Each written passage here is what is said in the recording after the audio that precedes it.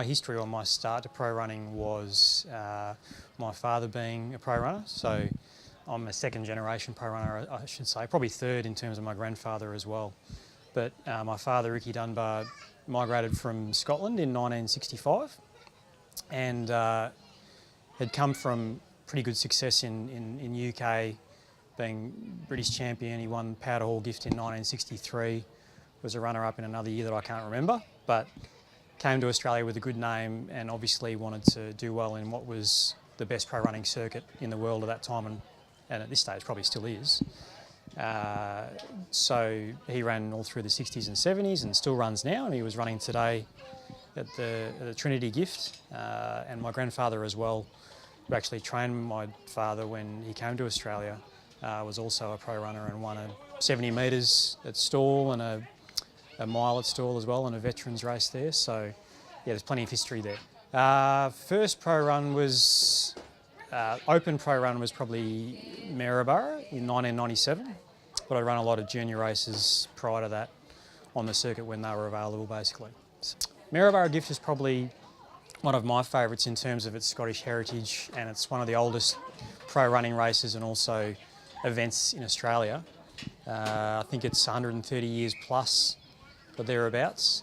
I was lucky enough to win the Gift in 2004 and have placed in a number of other finals. So yeah, no, it's one of my favourites. So I'd never ran or saw the original Prahran Gift when it was originally staged before the revamp of the Stonnington Gift in recent years. But obviously I knew it had a rich history of lots of good runners and entries running well and wanting to win Prahran just as much as a Maryborough or a Stall or a Bendigo or something like that. So it's one of the ones that people obviously aspire to win, and Stonnington obviously is the same coming up this Friday as well. So I've entered in the Gift and hoping to do well and make a final. So every year so far I've made the semi-final in the Gift. Haven't been going well enough to get into the final, or there's been other runners going pretty well, but it's, for my mind, other than probably Stall, it's a very hard final to get into, and there's always runners going very well to make that 6-person final, I think it is, and you get runners from all over Australia and every state that come along, so we're obviously looking to do well at Stonnington with a few interstaters that have already won it, with Isaac Dunbar that won last year and ran very well off his mark.